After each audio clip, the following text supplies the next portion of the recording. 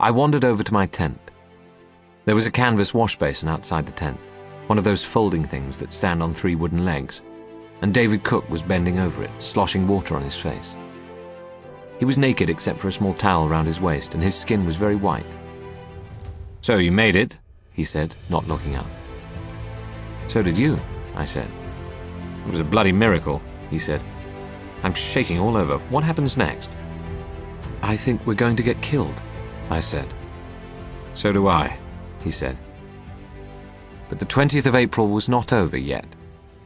I was standing quite naked beside the 3-legged basin outside the tent with David Cook, trying to wash off some of the sweat of battle, when boom, bang, woof, wham, rat-a-tat-tat-tat, a tremendous explosion of noises slammed into us overhead, with a rattle of machine guns and a roar of engines. I jumped, and David jumped, and looking up we saw a long line of Messerschmitt 109s coming straight at us very fast and low with guns blazing. We threw ourselves flat on the grass and waited for the worst. I had never been ground strafed before, and I can promise you it is not a nice experience. The 109s were coming at us in line astern, one after the other, skimming just over the tents, and as each one roared past overhead, I could feel the wind of its slipstream on my naked back. They wore no goggles, and once or twice I caught a glimpse of a pair of German eyes, bright with concentration and staring directly ahead. "We've had it now," David was shouting. "They'll get every one of our planes." "To hell with the planes," I shouted back. "What about us?" "They're after the Hurricanes," David shouted. "They'll pick them off one by one, you watch." The Germans couldn't know we had only one wretched gun to protect the whole aerodrome, so they played it safe and made just that one swift pass over our field, and then beat it for home.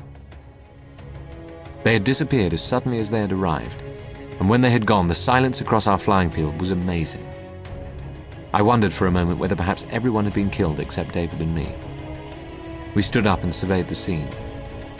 Then several voices began shouting for stretchers, and over by the ops hut I could see someone with blood on his clothes being helped towards the doctor's tent. But the surprise of the moment was that our single Bofors gun had actually managed to hit one of the Messerschmitts. We could see him across the aerodrome, about 40 feet up, with black smoke and orange flames pouring from his engine. He was gliding in silently for an attempted landing. "That poor sod will be roasted alive if he doesn't hurry," David said. The plane hit the ground on its belly with a fearful scrunch of tearing metal, and it slid on for about 30 yards before stopping. I saw several of our people running out to help the pilot, and someone had a red fire extinguisher in his hand. But what of our own planes? "They were in such a bloody hurry, I think they've missed them altogether," David said. "I think so too," I said. It was astonishing that the ground strafers had not hit a single one of our Hurricanes, and all 7 of us got safely up into the air and circled the flying field for about an hour. They did not return, and down we went once more and landed. That night we were told, and by we I mean the 7 remaining pilots in the squadron, that at first light the next morning we were to take off and fly to a very secret small landing field about 30 miles along the coast. It was clear that if we stayed another day at Alevsis, we would be wiped out, planes and all.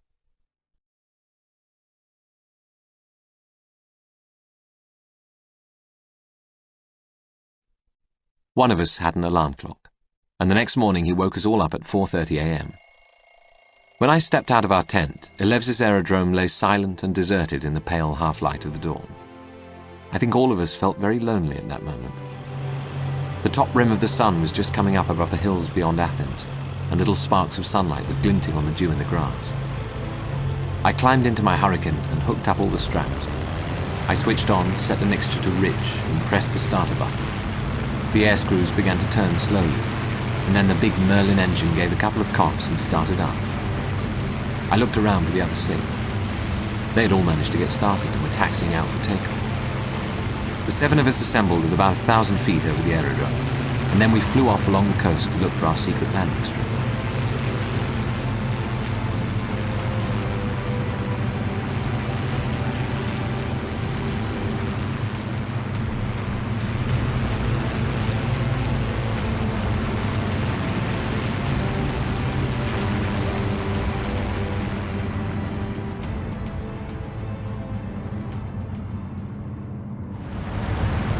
Soon we were circling the little village of Megara, and we saw a green field alongside the village, and there was a man on an ancient steamroller rolling out a kind of makeshift landing strip across the field. He looked up as we flew over, and then he drove his steamroller to one side, and we landed our planes on the bumpy field and taxied in among some olive trees for cover.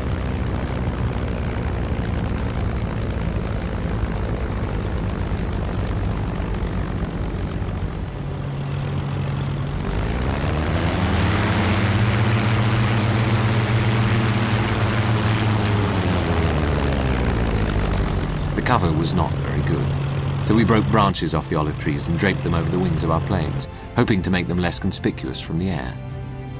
Even so, I figured that the first German to fly over would be sure to see us, and then it would be curtains. We wondered what we ought to do next. If our planes were going to be strafed, then the further away from them we were, the better, just so long as we kept them in view. There was a stony ridge about 200 feet high between us and the sea, and we decided that this might be as safe a vantage point as any. So up we went. Immediately below us and to one side lay the olive grove with the 7 Hurricanes half hidden, but still pretty conspicuous among the trees. To the other side lay the blue Gulf of Athens, and I could have thrown a stone into the water, it was so close. A large oil tanker was lying about 500 yards off the shore. "I wouldn't want to be on that tanker," somebody said. Then we heard the roar of aircraft engines close by, and a group of some 30 109s came whistling very low over the village of Megara, not half a mile away from us.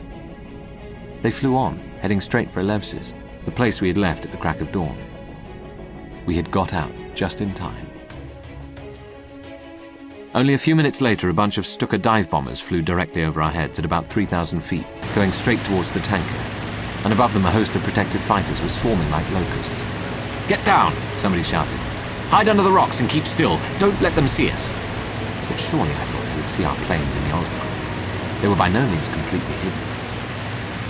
The Stukas came over in line astern, and when the leader was directly above the oil tanker, he dropped his nose and went into a screaming vertical dive. We lay among the boulders on top of the ridge, watching the first Stuka. Faster and faster it went, and we could hear the engine note changing from a roar to a scream as the plane dived absolutely vertically down upon the tanker. To me, it looked as though the pilot was aiming to dive his plane straight into the funnel of the ship, but he pulled out just in time, and then I saw the bomb coming out of the belly of the plane. The Stuka was well away and skimming over the sea as the bomb exploded, and when the great flash came, the whole ship seemed to lift about 10 feet out of the water, and already a second Stuka was screaming down, followed by a third and a fourth and a fifth. Only 5 Stukas dived onto that tanker. The remainder stayed up high and watched because the ship was already blazing from end to end. We were very close to the whole thing, not more than 500 yards away, and when the tanks blew open, the oil spread out over the surface of the water and turned the ocean into a fiery lake.